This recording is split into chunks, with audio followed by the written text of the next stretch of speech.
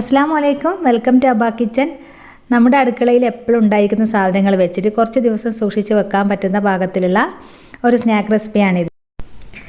ഞാൻ ഈ റെസിപ്പി ചെയ്യുന്നത് തൊലി കറുത്തു പോയ കുറച്ച് ചെറുപഴുണ്ട് എൻ്റെ കയ്യിൽ, അത് വെച്ചിട്ടാണ് ചെയ്യുന്നത്. നിങ്ങളുടെ കയ്യിൽ ഏത് പഴമാണോ അത് യൂസ് ചെയ്യാം. നമ്മൾ കുറച്ചുകൂടി ടേസ്റ്റ് ചെറുപഴം തന്നെയാണ്. അപ്പോൾ ഇതൊന്ന് ഇഡ്ഡലി തട്ടിൽ വെച്ചിട്ട് നമുക്കൊന്ന് ആവി കയറ്റിയെടുക്കാം. ആ ഒരു പച്ച ടേസ്റ്റ് പഴത്തിൻ്റെ പോകാൻ വേണ്ടിയിട്ടാണ്. ഇത് അടച്ച് വെച്ച് 2-3 സെക്കൻഡ് ഒന്ന് ആവി കയറ്റിയെടുക്കാം. ഇതിനായി ഞാനിവിടെ എടുക്കുന്നത് റേഷൻ കടയിൽ നിന്ന് കിട്ടിയ ആ ഒരു മട്ട അരിയാണ്, ചുവന്ന അരി ഉണ്ടല്ലോ. നിങ്ങളുടെ കയ്യിൽ ഇപ്പോൾ ചോറ് വെക്കുന്ന ഏത് അരിയാലും പ്രശ്നമില്ല, ഏത് അരി ഉപയോഗിച്ചാലും നല്ല ടേസ്റ്റ് ആയിട്ട് തന്നെ കിട്ടും. പക്ഷേ ഈ ഒരു അരി നമ്മൾ പലരും ഉപയോഗിക്കാണ്ട് മാറ്റി വെച്ചിരിക്കുകയാണ്. ഞാനും അങ്ങനെ തന്നെയാണ്. പുട്ട് മാത്രമേ ഈ അരി കൊണ്ട് ഉണ്ടാക്കാറുള്ളൂ. കാരണം വേറെ എന്ത് ദോശയും കാര്യങ്ങളൊന്നും ചുട്ടെടുത്താൽ അത്ര നന്നായി കിട്ടലില്ല. അപ്പോൾ ഇത് ഞാൻ കിട്ടിയാൽ കഴുകി ഉണക്കിയിട്ട് സൂക്ഷിച്ച് വെക്കലാണ് പതിവ്. ഇങ്ങനെ പലഹാരമെല്ലാം ഉണ്ടാക്കുമ്പോൾ പെട്ടെന്ന് വറുത്തെടുക്കാം. ഇപ്പം നമ്മളെ പഴം തൊലി പിളർന്ന് നിൽക്കുന്നുണ്ട്. ആ ഒരു സമയത്ത് ഞാൻ ഗ്യാസ് ഓഫ് ചെയ്തു. ഇതൊന്ന് തണുക്കട്ടെ. അപ്പോൾ ഈ അരി ലോ ഫ്ലെയിമിലിട്ടിട്ടാണ് നമ്മളിങ്ങനെ വറുത്തെടുക്കുന്നത്. കാരണം ഇത് വെറുതെ ഇങ്ങനെ വേസ്റ്റ് ആക്കേണ്ട ആവശ്യമില്ലല്ലോ. ഇങ്ങനെ ഒരു 4 മണി ചായക്കൊപ്പവും നമുക്ക് കുട്ടികൾക്ക് കൊടുക്കാൻ പറ്റുന്ന നല്ലൊരു റെസിപ്പിയാണിത്. അവിടെ ഇത് നല്ലപോലെ വറുത്തെടുക്കണം, എന്നാലും നമുക്ക് ഫൈനായിട്ട് പൊടിച്ചെടുക്കേണ്ടതാണ്. ഇത് കണ്ടില്ല, നല്ലോണം വറുന്ന് വരുന്നുണ്ട് ഈ ഒരു ടൈമിൽ. ആദ്യമേ ഹൈ ഫ്ലെയിമിൽ അങ്ങ് വെക്കണ്ട. ഇനിയിപ്പോൾ ഇത് ഗ്യാസ് ഓഫ് ചെയ്യുന്നുണ്ട്. ഇനിയിപ്പോൾ പഴം ഞാനൊന്ന് ഫോർക്ക് വെച്ചിട്ട് നല്ലപോലെ ഉടച്ചെടുക്കുന്നുണ്ട്. അപ്പോൾ ഇങ്ങനെ ഫോർക്ക് വെച്ച് നല്ലപോലെ ഉടച്ചെടുത്തതിന് ശേഷം നമ്മൾ വറുത്ത് വെച്ച അരി ഉണ്ടല്ലോ, അതൊന്ന് തണുത്താൽ പൊടിച്ചിട്ട് ഇതിലേക്ക് അങ്ങ് ചേർത്ത് കൊടുക്കണം. അപ്പോൾ ഇത് ഫൈനായിട്ട് നല്ലപോലെ പൊടിച്ചെടുക്കുകയാണ് ചെയ്യുന്നത്. ഇനിയിപ്പോൾ ഇത് 2 ബാച്ചായിട്ട് പൊടിച്ചെടുക്കേണ്ടി വരും. ഇതാ നല്ലപോലെ ഫൈനായിട്ട് പൊടിഞ്ഞെടുത്തിട്ടുണ്ട്. ഇനിയിപ്പോൾ ഇത് പഴത്തിലേക്ക് അങ്ങ് ചേർത്ത് കൊടുക്കാം. ഇനി 2ാമത്തെ ബാച്ചും പൊടിച്ചെടുക്കട്ടെ. ഇതാ 2ാമത്തെ ബാച്ചും ഇതിലേക്ക് ചേർത്ത് കൊടുക്കുന്നുണ്ട്.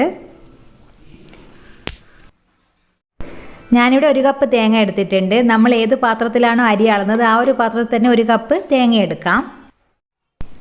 ഇനിയിപ്പോൾ ശർക്കരയാണ് വേണ്ടത്. നമുക്കൊരു 1/2 കപ്പോളം ശർക്കര വേണം. അത് ഞാനിവിടെ എടുക്കുന്നത് ഡയറക്റ്റായിട്ട് അങ്ങ് ശർക്കര ഗ്രേറ്റ് ചെയ്തിട്ട് മിക്സ് ചെയ്തിട്ട് പൊടിക്കുകയാണ് ചെയ്യുന്നത് തേങ്ങയോടൊപ്പം.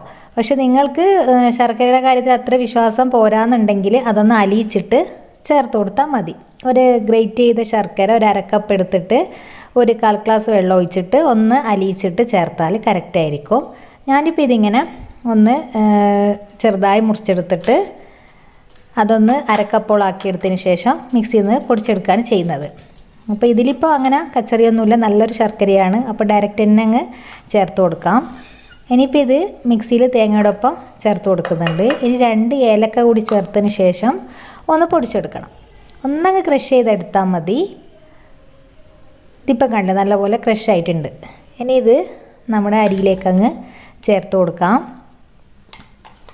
ഇനി നല്ലപോലെ കുഴച്ചെടുക്കണം. എല്ലാ സൈഡിലും കുഴച്ച് നമ്മൾ മധുരം നോക്കണം. ഈ ഒരു ടൈമിൽ നമ്മൾ മധുരം നോക്കണം. അപ്പോൾ ഓരോരുത്തരുടെ മധുരത്തിനനുസരിച്ചിട്ട് അങ്ങോട്ടോ ഇങ്ങോട്ടോ മാറ്റം വരുത്തണം. നമുക്കിഷ്ടമുള്ള ഏത് ഷേപ്പിലും ആക്കിയെടുക്കാം. ഞാൻ ഈ ഒരു ഷേപ്പിലാണ് ആക്കിയെടുക്കുന്നത്. അപ്പോൾ നിങ്ങളുടെ കയ്യിലുള്ള നമ്മൾ കട്ട്ലേറ്റൊക്കെ ഉണ്ടാക്കുന്ന മോൾഡൊക്കെ ഉണ്ടെങ്കിൽ അതിലൊക്കെ ചെയ്ത് എടുത്താൽ മതി. അല്ലെങ്കിൽ ഒരു സ്റ്റീൽ പ്ലേറ്റിൽ എണ്ണ തടവി പരത്തിയെടുത്തിട്ട് നമുക്കിഷ്ടമുള്ള ഷേപ്പിൽ കത്തി കൊണ്ട് കട്ട് ചെയ്തെടുത്താലും മതി. അപ്പോൾ അതൊക്കെ ഓരോരുത്തരുടെ ഇഷ്ടത്തിനനുസരിച്ച് ചെയ്തെടുക്കാം. അല്ലെങ്കിൽ കൈകൊണ്ട് വെറുതെ ഉരുളകളാക്കി അങ്ങനെയും സൂക്ഷിച്ച് വെക്കാം. ഇതിപ്പോൾ എനിക്ക് സൂക്ഷിച്ച് വെക്കാൻ വേണ്ടി മാത്രമൊന്നുമില്ല, കുറച്ചേ ഉള്ളൂ. അതുകൊണ്ട് ഞാൻ ഇത് 1/2 കപ്പ് മധുരം ചേർത്തത്. നിങ്ങൾക്ക് ഇത് കുറച്ച് ദിവസം വെക്കുന്നതാണെങ്കിൽ ശരിക്കും 1 കപ്പ് മധുരം തന്നെ വേണ്ടി വരും. കാരണം ദിവസം കഴിയുന്നവർ ഇതിൽ മധുരം കുറയാൻ ചാൻസ് ഉണ്ട്. അപ്പോൾ കുറച്ച് ഹാർഡായി പോകും. അതുകൊണ്ട് നിങ്ങൾ ഒരാഴ്ച 2 ആഴ്ച ഒക്കെ സൂക്ഷിച്ച് വെക്കുന്നതാണെങ്കിൽ 1 കപ്പ് തന്നെ മധുരം ചേർത്തോളൂ കേട്ടോ. ഇതായിപ്പോൾ ഞാൻ എല്ലാം ഷേപ്പാക്കി മാറ്റി വെച്ചിട്ടുണ്ട്. ഇനിയിപ്പോൾ ഈസിയാണ്, പെട്ടെന്ന് കഴിയും. നമുക്ക് ഉണ്ടാക്കി വെച്ചാൽ കുറച്ച് ദിവസത്തേക്ക് സ്റ്റോർ ചെയ്ത് വെക്കാൻ പറ്റുന്ന നല്ലൊരു സ്നാക്കാണ്. അപ്പോൾ നല്ല റെസിപ്പി ആയിട്ട് വീണ്ടും കാണാം. അപ്പോൾ എല്ലാവരും ഫാമിലി മെമ്പേഴ്സിനൊക്കെ ഒന്ന് ഷെയർ ചെയ്ത് കൊടുക്കുക ഇൻഷാ അല്ലാഹ്.